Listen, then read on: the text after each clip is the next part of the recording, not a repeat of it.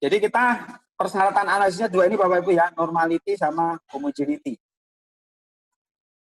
Jadi kalau normalitas itu melihat apakah datanya distribusi sebarannya itu normal atau tidak.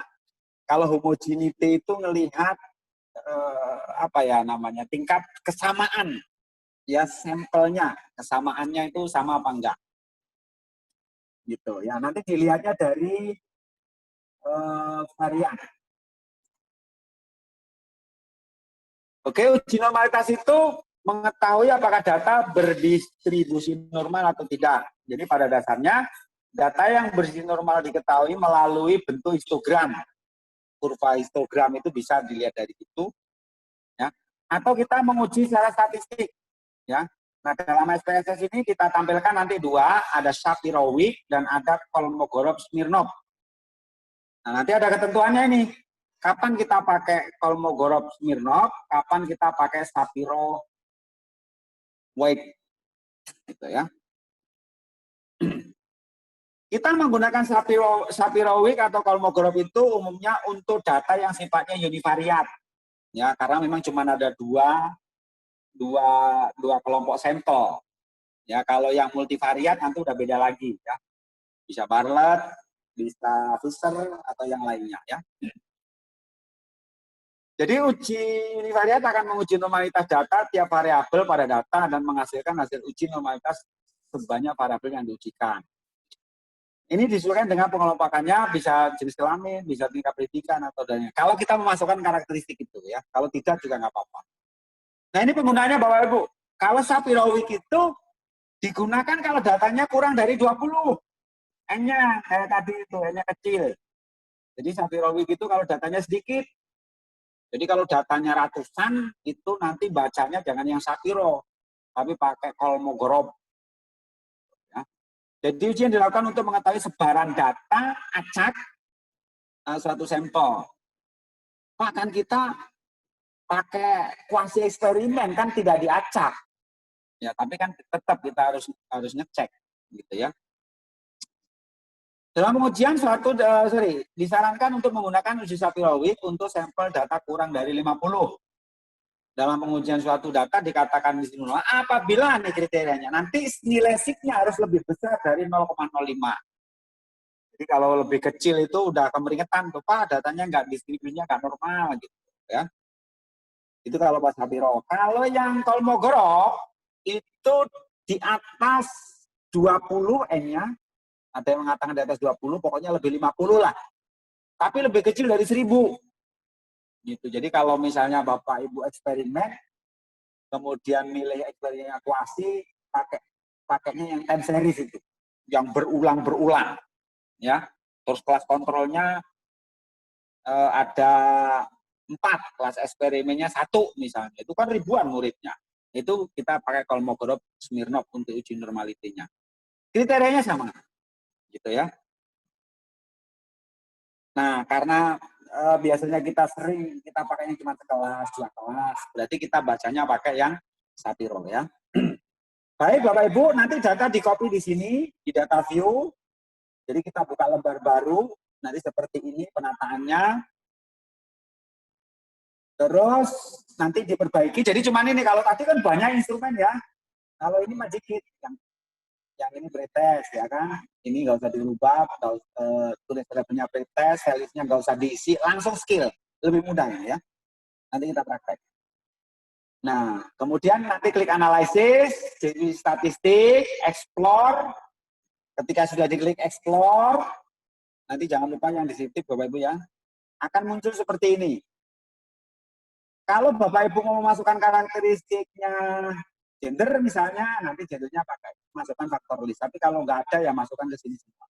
Masukkan kedua variabel tersebut ke dependent list. Ya. Jika penelitian korelasional, variabel bebasnya dimasukkan ke faktor list. Ya, dimasukkan ke faktor list. Kemudian variabel pretest dan post-test dilakukan pengujian ke kolom dependent list. Nggak usah diklik apa-apa, nanti hasilnya seperti ini Bapak Ibu.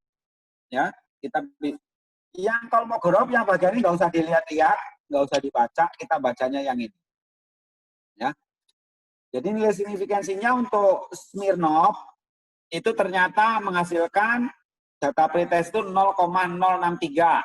0,063 berarti lebih besar dari 0,05. Sehingga dinyatakan berdasarkan uji normalitas Sabrawik, data berdistribusi normal. Dengan demikian, variabel post-test memperoleh nilai signya. Oh, ini salah ya. Oh, sorry. Data post-testnya memperoleh nilai signya 0,416. Lebih besar dari 0,05, maka dinyatakan berdistribusi normal. Oke, itu pakai kalau normality. Kemudian, kalau yang apa tadi ya? Satu lagi. Oh, ini kliknya ya. Tadi hasilnya di situ ini. Ini normalitinya diklik ini Bapak Ibu. Nah, ini kalau pakai histogram. Nah, sekarang homogeneity. Sorry, histogram nih Bapak Ibu. Jadi yang bagus itu seperti ini. Post-test itu kenapa nilainya lebih bagus? Dia sudah membentuk kurva normal. Kalau ini lebih tingginya di sini. Makanya nilainya lebih kecil, tapi masih normal juga, cuma satu dia yang jelek ini, cuma di angka 70-nya aja. Ya. Oke, homogeneity. Ini adalah suatu uji yang dilakukan untuk mengetahui bahwa dua atau lebih kelompok data sampel dari populasi yang memiliki variannya sama. Kalau tadi udah pasti sama, kalau satu itu harusnya ya. Kemudian uji homogenitas dapat dilakukan dengan menggunakan uji Levin, bisa Bartlett, bisa Fisher. Ya. Persyaratan pengujian ini merupakan persyaratan sebelum melakukan pengujian lain. Jadi kalau kita mau pakai ANOVA, pakai t-test, homogenitas harus dites dulu, gitu. Persoalannya hasilnya homogen atau tidak, nggak ada persoalan. Ya, dijelaskan saja nanti di hasilnya seperti apa, ya. Ada kecenderungannya biasanya kalau tidak homogen itu apa ya? Keberhasilan penerapan metodenya biasanya agak kurang. Nah, kira-kira seperti itu. Kriterianya kalau signifikannya lebih besar dari 0,05 berarti homogen, variannya sama, tapi kalau lebih kecil variannya berbeda. Caranya analyze, nanti compare mean, pilih one way ANOVA. Ya. Nanti yang pretestnya dimasukkan ke dependent list, yang post-testnya dimasukkan ke factor list. Baru klik OK. Ya, nanti di sini akan muncul jendela one way ANOVA option. Ya, diklik yang apa namanya? Optionnya diklik nanti akan muncul homogeneity of varian nanti dicentang. Baru continue, baru OK, nanti hasilnya seperti ini. Nah, yang dibaca yang terakhir Bapak Ibu. Kalau ini lebih besar dari 0,05, halo? Maka variabel pretest dan posttest setelah dilakukan perlakuan adalah homogen dengan level statistik 0,243. Itu caranya Bapak Ibu ya. Jadi homogen. Saya yang ini ya. Sekarang kita input. Stop share. Bapak Ibu sudah buka data baru belum? New. Ya, kita buka. Ya, silakan Bapak Ibu data yang kemarin di-share di new. Yang kemarin di-share.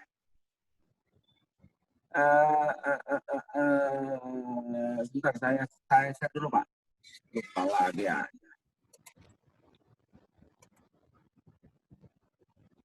Ah, sip itu. Siapa? Ya. Oke Bapak Ibu, buka new ya. Buka new. Kemudian yang di Excel-nya, silakan dibuka sheet yang pretest dan posttest. Ada sheet pretest, posttest. Oke, udah ketemu Bapak Ibu? Yang ini Bapak Ibu, yang ini Bapak Ibu.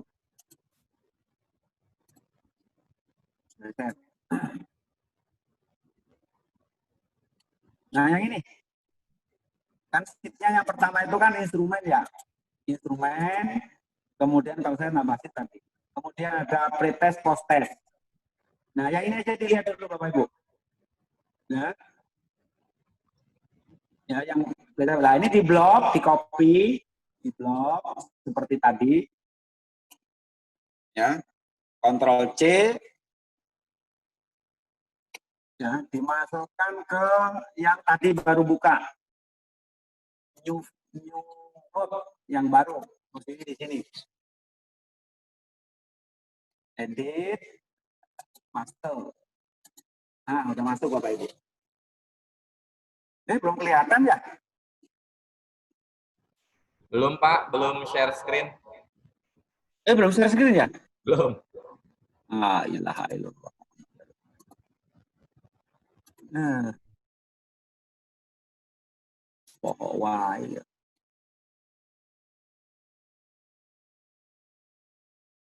Oke, tadi kan di sini nih. Ini saya apa saja dulu.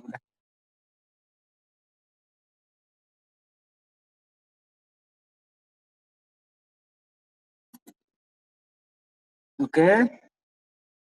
Ini saya copy dulu.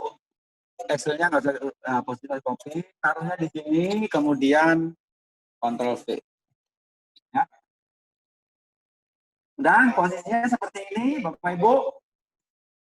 Kalau sudah, buka variable view. Ya.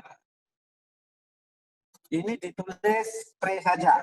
Pre yang ininya kita nolin desimal. Soalnya juga sama. Terus measure-nya scale. Dua-duanya aja langsung diganti scale. Ini post. Ini post. Oke, kita cek. Kalau pengen ke tengah ini Bapak Ibu line-nya ini. Ini di center, ini di center. Nanti ke tengah. Tuh. Ya.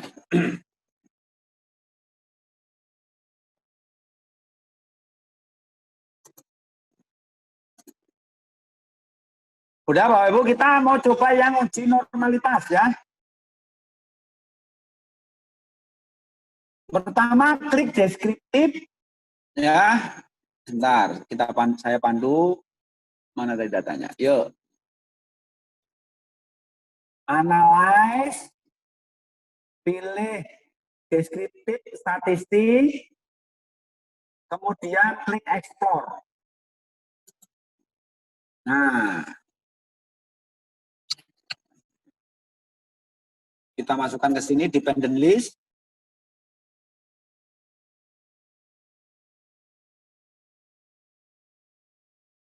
Oke, kemudian klik option.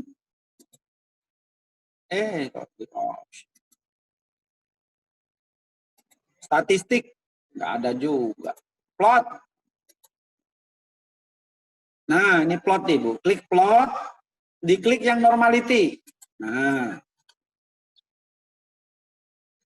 ya. Kalau udah continue, oke saja. Tinggal nunggu hasilnya.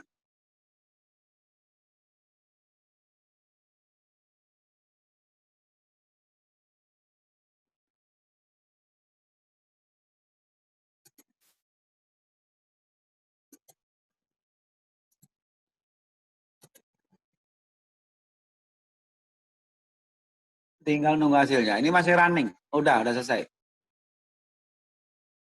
Nah, ini Bapak Ibu, kita cuma butuh satu ini doang. Ya, butuh apa ini? Ini tabel ini, test of normality. Ya. Jadi kalau kita lihat, jadi yang dibaca kenapa Sapiro? Karena datanya sedikit. Ya. Kalau datanya di atas di atas 50, kita pakainya yang Kolmogorov. Ya. Di sini nilainya 0,06, berarti lebih besar dari 0,05. Berarti data pretest bersisi normal. Post-test 0,416, berarti bersisi normal. Udah ini di copy, klik kanan, copy, pindahin ke Excel. Tuh, ya. Nggak usah di copy semuanya di skripsinya atau di penelitiannya nanti. Kita bikin tabel baru aja. Kan toh ini yang Kolmogorov kan nggak dipakai. Kita cuma butuh nama variabel ini sama kolom ini saja ya. Oke, kalau mau ngecek plotnya ini udah kelihatan karena ada di sekitar ini. Ya. Ini menyebar di atas dan di bawah masih ada. Ya. Makanya normal. Ya. Kalau pengen lihat histogram ya nanti diklik histogramnya. Ya. Oke, Bapak Ibu. Nah, sekarang uji homogenitas. Ya. Analyze, compare mean, ya. Compare mean, pilih yang ini Bapak Ibu, one way ANOVA.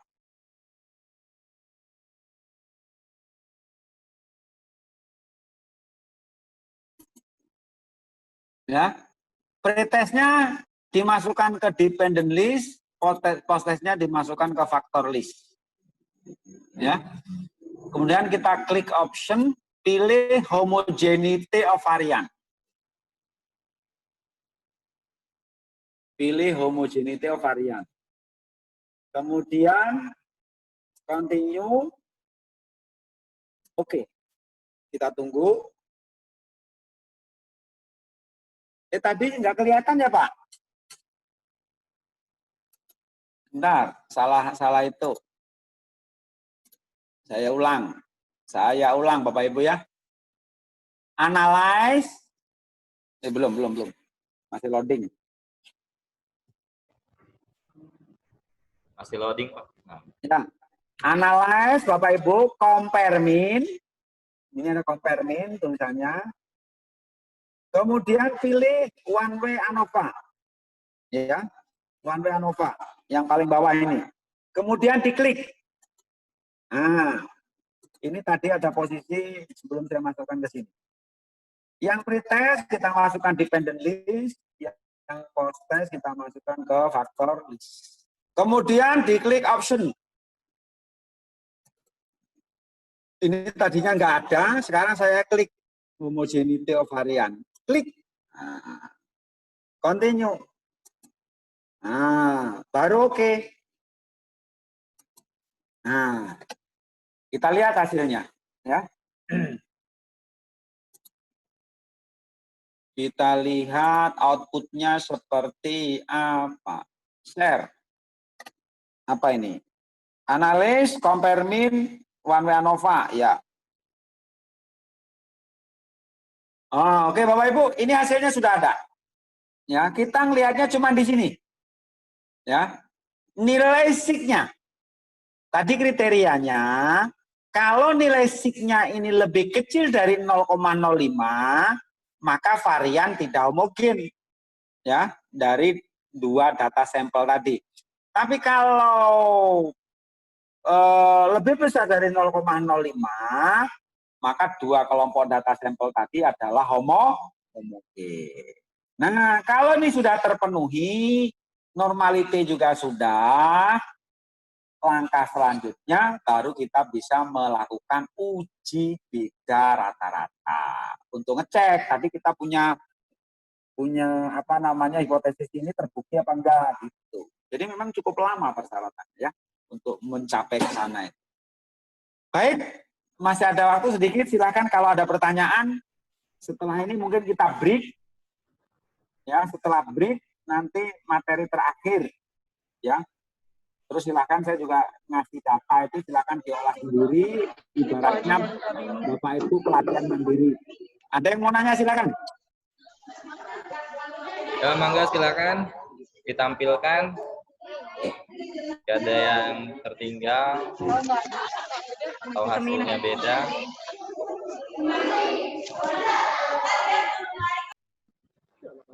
Setelah one way ANOVA apa Pak? Setelah one way ANOVA itu nanti akan muncul jendela.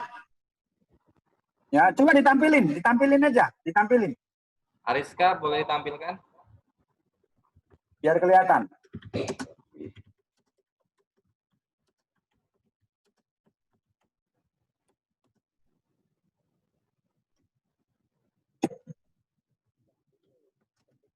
Gak bisa Pak, beda. Waduh.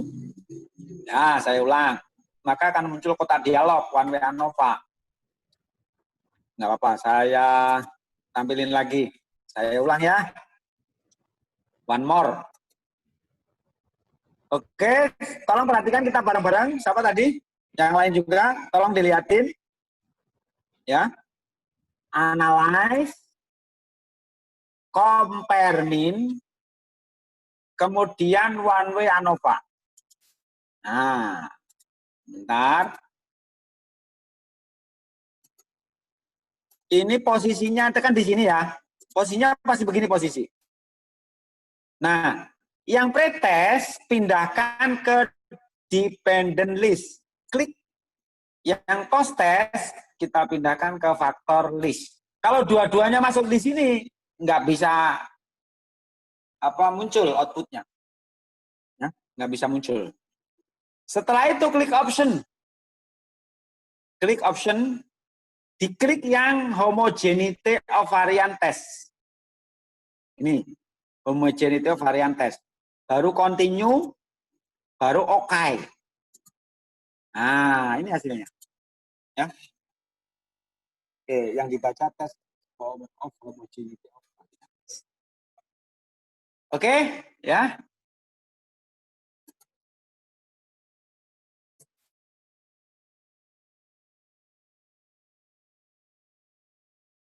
Pindahkan variabel pre. Oke Pak, bisa. Oke, ini. Baik, kalau tidak ada lagi kita cukup dulu ya Pak Imam ya. Istirahat, kita sholat, makan, istirahat. Nanti kita kembali jam berapa? Jam 13 ya? Ya Pak, kita beri ya. waktu istirahat. Karena ini materi dengan jam penting. Ya. 13 kita mulai lagi dengan uji beda, parametrik dan non parametrik tes. Baik, saya tutup Pak. Assalamualaikum warahmatullahi wabarakatuh. Kita break dulu dan kita kembali lagi pada jam 1 siang. Selamat beristirahat.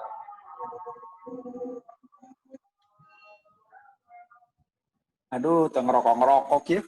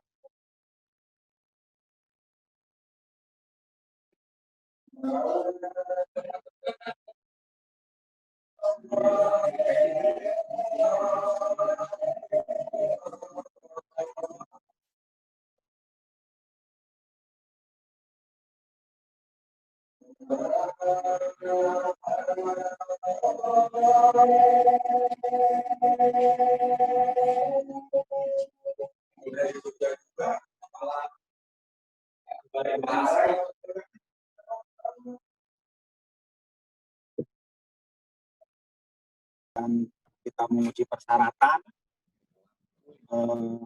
analisis, yaitu normality dan homogeneity ya. Nah, untuk berikutnya kita mau uji beda. Nah, ini kita masih menggunakan intake groupnya satu kelas ya. Jadi before after. Jadi sebelum perlakuan dan setelah perlakuan. Nah, nanti kita akan juga belajar gimana Pak kalau kita menggunakan dua kelas. Ya. Dua kelas itu ada kelas kontrol, kemudian ada kelas eksperimen. Gimana Pak kalau kita pakai 4 kelas, 5 kelas, 10 kelas, gitu. Gimana caranya? Hanya kalau nanti yang banyak kelas saya akan agak cepat. Yang penting dasarnya aja dulu ya. Penguasaan dasar ini penting. Baik, ya, supaya ceritanya runtut gitu ya. Karena nanti tampilan datanya untuk input datanya itu agak beda kalau yang kelasnya itu berbeda ya. Nah, sekarang untuk apa sih uji beda rata-rata yang berpasangan, yang parametrik? Ya, nanti kalau yang parametrik yang mana nanti saya tunjukin ya. Kalau misalnya datanya tidak berdistribusi normal, nanti Bapak tunjukin ya. Baik Bapak Ibu, jadi kalau yang related atau per sample t-test itu merupakan jenis pengujian yang digunakan untuk membandingkan selisih dua rata-rata. Ya. Selisih dua rata-rata. Sebentar ya. Assalamualaikum Pak Haji. Lagi ngasih materi Pak Haji.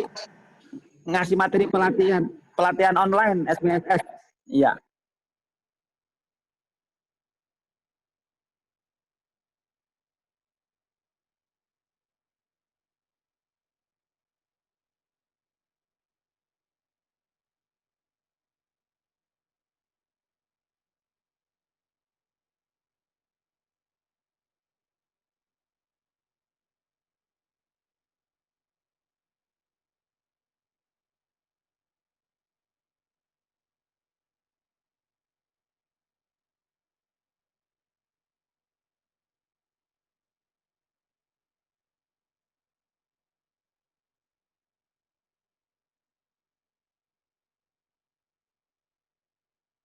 Baik, suara saya terdengar ya? Halo? Sip, Pak. Terdengar. Terdengar suara saya, Pak Imam? Ya, sip. Mantap.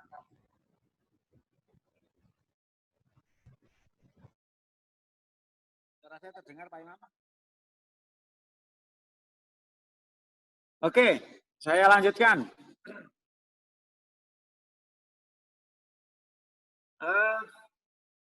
Sampai mana tadi? Jadi berbedanya angka rata-rata di nilai pretest dan rata-rata di nilai postes, katakanlah pretestnya itu katakanlah misalnya 55 ya, atau 65, kemudian postesnya katakanlah 68. Secara angka beda gitu, tetapi secara statistik belum tentu gitu, bisa jadi secara statistik sama. Ini nih.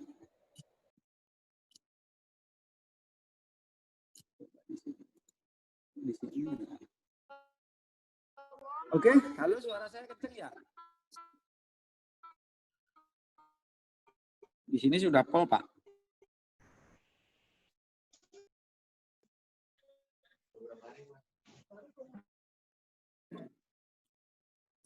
Halo?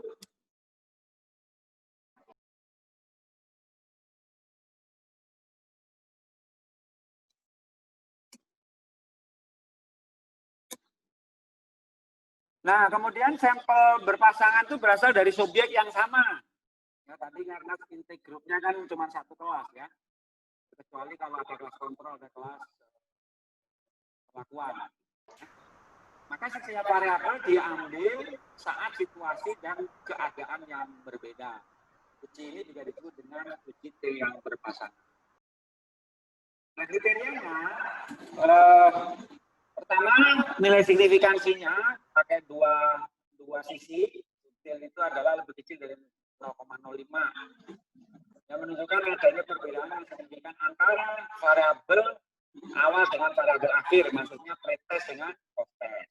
Tapi kalau lebih besar dari 0,05 itu berarti tidak terdapat perbedaan yang signifikan atau tidak terdapat perubahan yang signifikan ya antara nilai awal dengan nilai akhir. Jadi kalau misalnya kita terapkan ke metode ya tidak terdapat perbedaan sebelum dan setelah perlakuan penggunaan metode flipped classroom misalnya. Contohnya seperti itu. Nah, saya coba ambil contoh ya, misalnya penelitiannya flipping classroom and the student learning outcome. Jadi bukti dari international economic research. Jadi misalnya guru ekonomi mau ngajar gitu ya. Coba saya stop. Saya dulu ya.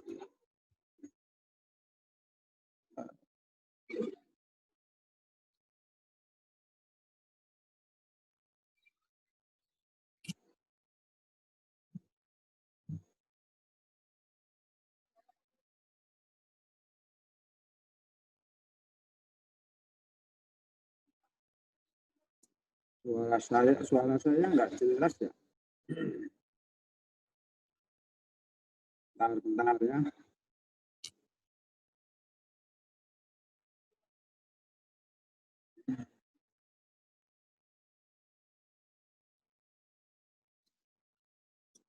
Ya, suaranya udah jelas, Pak.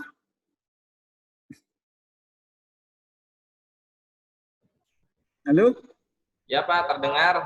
Tapi tadi muncul tenggelam. Yang penting suara saya aja. Yang penting suara saya jelas ya. Baik, kita lanjutkan.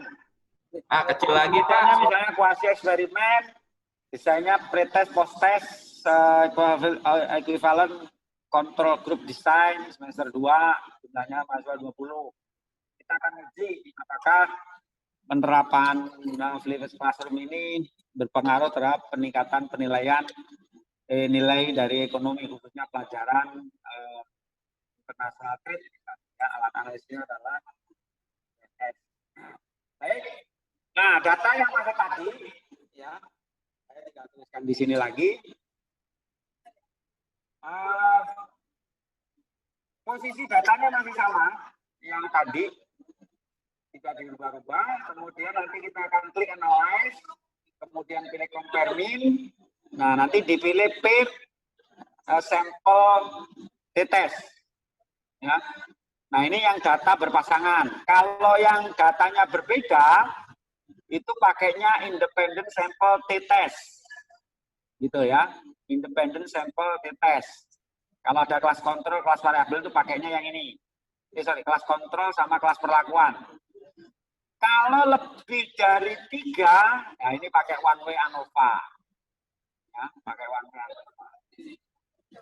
Baik, ya. Jadi karena kita tadi intake-nya cuma 1 kelas, kita akan uji apakah pretest dan post-test itu terdapat perbedaan, maka kita akan pilih yang pair sample t-test. Nah, kemudian memasukkan variabel dalam sampel berpasangan, ya. Nanti setelah kita melakukan langkah di atas akan terbuka jendela pair sampel t-test. Nanti akan terbuka ini, jendela ini. Ya.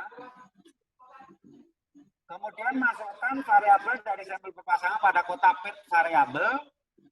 Pada variabel 1 dimasukkan pretestnya yang variabel 1, nanti ini diklik dimasukkan ke variabel 1. Kemudian post-testnya dimasukkan ke variabel 2, gitu ya. Lihat contohnya seperti ini, ya. Selanjutnya klik OK. Nah, setelah diklik OK, nanti akan menghasilkan 2 tabel seperti ini. Ya, ada 2 tabel. Tabel yang pertama itu ada pair sample statistik. Kemudian tabel yang kedua itu adalah pair sample correlation. Ini kita yang butuh. Kalau ini sih biasanya cuma kita tahu aja, rata-ratanya di kelas waktu pretest itu 57,60, jumlah siswanya 20, standar deviasinya 14,125, standar errornya 3,158.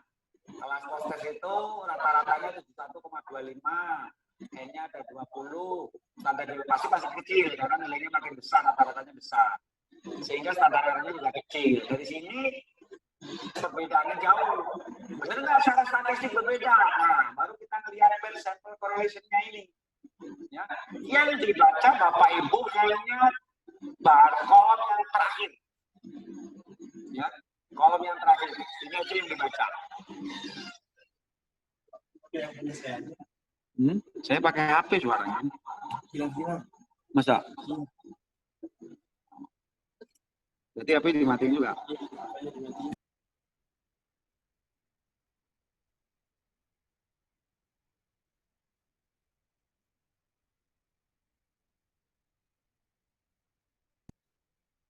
Agak suaranya kurang kedengeran. Suara dari sini diturunin, Pak. Ini udah mati.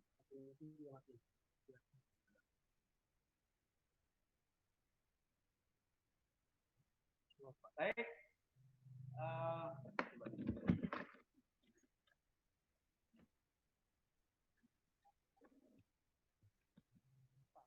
Belum seduh.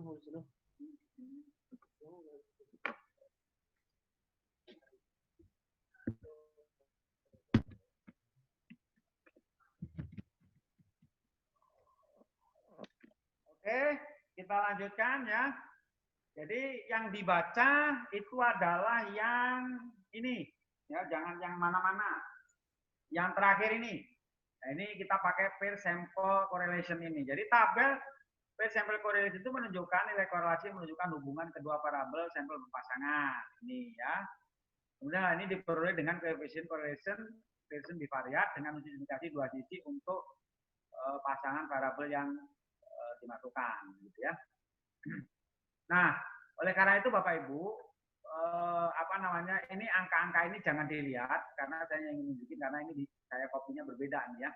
Ini harusnya ngikutin ini ya. Nah, yang penting di sini nilai sig-nya ini ya, nilai sig. Ya, nilai sig-nya itu udah kelihatan bahwa kalau pretest sama post-test itu ada korelasinya dan itu signifikan. Nah, yang terakhir yang ini Bapak Ibu. yang perlu kita baca bahwa kita menghasilkan nilai signifikansi 0,000 ya. Nilai T-nya adalah minus 6,445. Udahlah, ini nggak usah dibaca, nggak usah dicari tabelnya berapa. Cukup baca yang ininya saja. Kalau nilai signya ini lebih besar dari 0, yang di atas disampaikan, maka kalau lebih besar itu berarti dapat perbedaan yang signifikan nilai pretest dengan post-test, atau dengan kata lain penerapan metode flipped classroom tadi itu mampu meningkatkan atau berkontribusi dalam meningkatkan nilai ekonominya. Kira-kira seperti itu ya. Baik.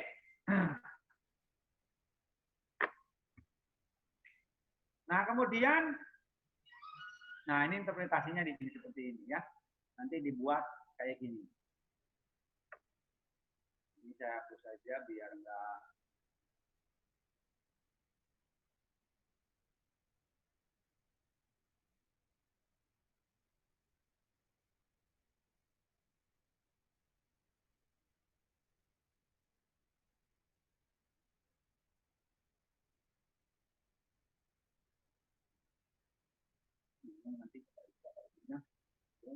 Nah ini ya, jadi nilai signifikansi 0,00 itu per beda tadi itu tidak signifikan untuk meningkatkan nilai siswa. Kira-kira seperti itu. Ya, itu saja hasilnya. Ya paling-paling nanti Bapak Ibu peneliti atau mahasiswa yang sedang skripsi harus bisa menjelaskan kenapa itu tidak signifikan. Di mana letaknya? Karena teori-teori atau riset sebelumnya itu menyatakan signifikan. Begitu sedikit yang tidak signifikan. Nah, itu yang penting argumentasinya. Ya. Oke, berikutnya kita langsung praktek saja. Ya, pastikan semuanya sudah pada posisi sudah terbuka. Ya, kita masuk data yang ini. Bentar, ini saya stop dulu. Kemudian kita masuk ke data yang mana ya? Nah, ini deh.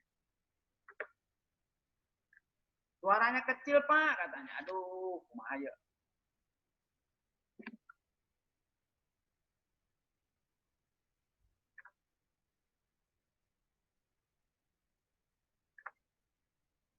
Oh, bukan ini.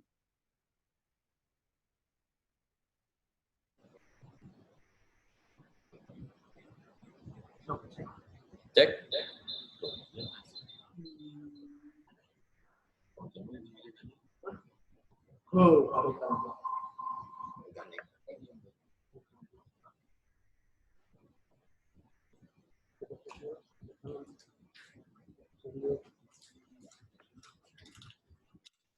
Bukan yang ini mah yang independen sampel.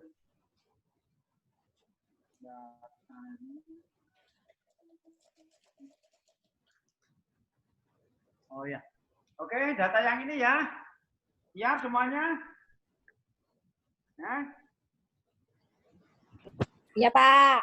Ya. Emang suara saya kecil ya? Merdu, Pak. Hah?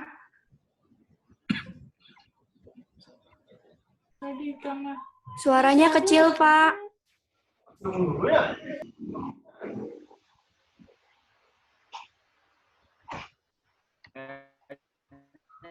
Ya, mohon maaf Bapak Ibu, sedang dicari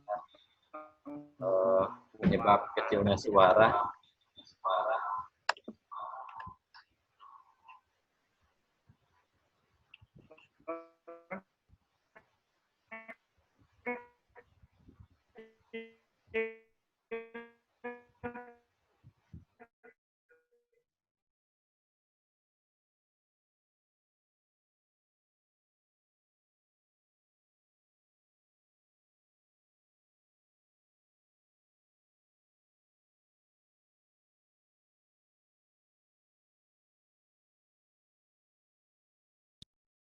Halo, suara saya kedengeran?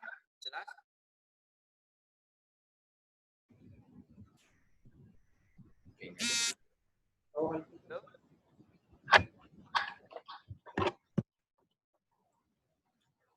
Sinyal, ada, bro.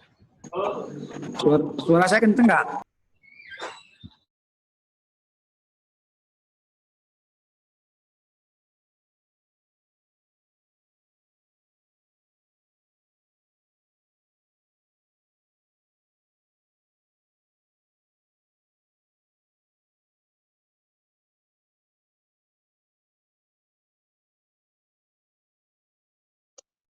Suaranya hilang. Ya, mohon maaf, tunggu sebentar karena ada gangguan jaringan di lokasinya Pak Dokter saya ini, maka mohon tunggu sebentar.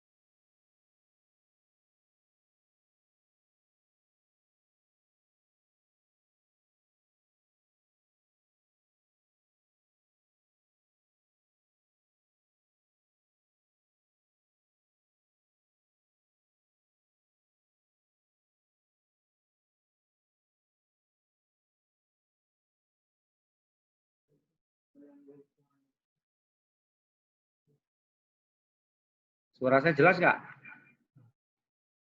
Udah oke ya? Oke. Oke, Pak. Tadi saya kesana tinggal 2 bar. Ya, sekarang soalnya sudah jelas. Pada Pak Dr. Husaini, silakan dilanjut. Baik, Pak Imam. Mohon maaf ya, peserta pelatihan. Ada gangguan ini ya. Nah, data yang masih yang tadi ya. Jadi silahkan kita mulai saja. Kita buka file. Kemudian, kok file. Jadi lihat dah. Analyze. Ya. Analyze. Ya. Silahkan masuk ke compare mean. Kemudian pilih yang pair related, pair sample test. Yang ini ya. Ini kalau datanya berdistribusi normal. Nah, kalau datanya tidak berdistribusi normal, Bapak Ibu bisa yang non parametric test. Nih. Ya, nanti pilih related sample. Kalau yang satu kelas. Tapi kalau yang kita pakai 2 kelas, itu berarti pakainya yang independent sample. Ini yang non parametris nih. Kalau yang lebih dari 3 kelas, legacy, ya, pilih yang K. Yang K ini ya. Jadi kalau misalnya non parametrik pilih independen sudah ada di sini. Tapi kalau mau ngambil yang di legacy di sini juga bisa. Di sini ada 1 sampel, ada 2 sampel. K sampel ini adalah kelompok sampelnya lebih dari 2.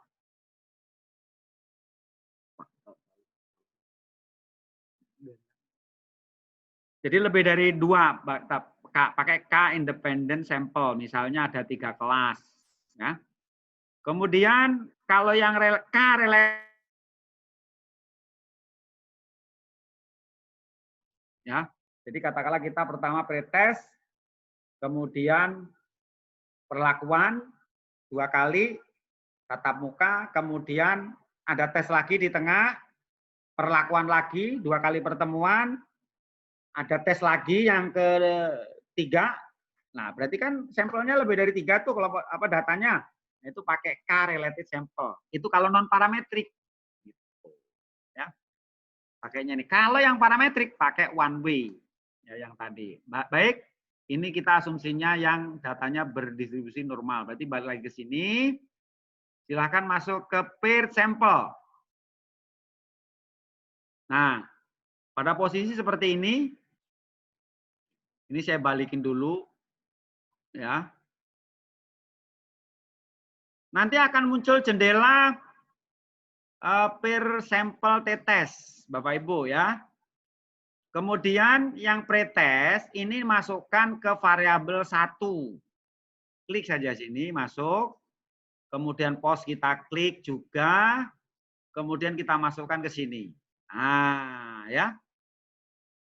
Gimana? Udah semua? Kalau sudah selesai, kita cek optionnya itu ada apa di dalamnya. Nah, udah 95%. Berarti kalau Bapak Ibu yakin saya mah nggak mau lah 95%, 99% mah nggak diganti di sininya ya. Kita continue saja di sini. Langsung diklik OK. Nah, ya. Nah, ketika kita klik OK, coba kita lihat outputnya seperti apa. Ya Allah, lupa deh.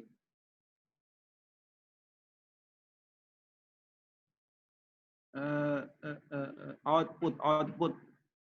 Mana output? Jauh ini. Nah, outputnya. Baik, bisa dilihat.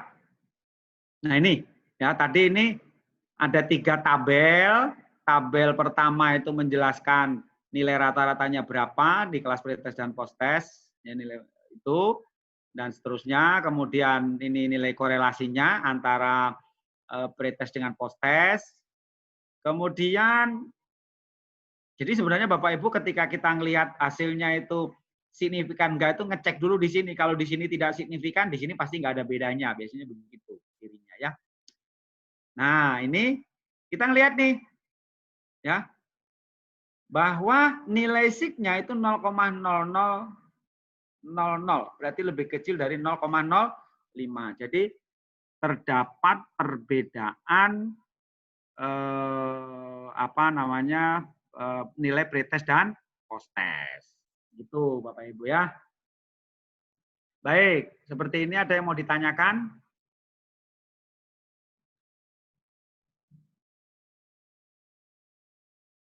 Jadi H0-nya misalnya tidak terdapat perbedaan sebelum dan setelah penerapan flipped classroom misalnya.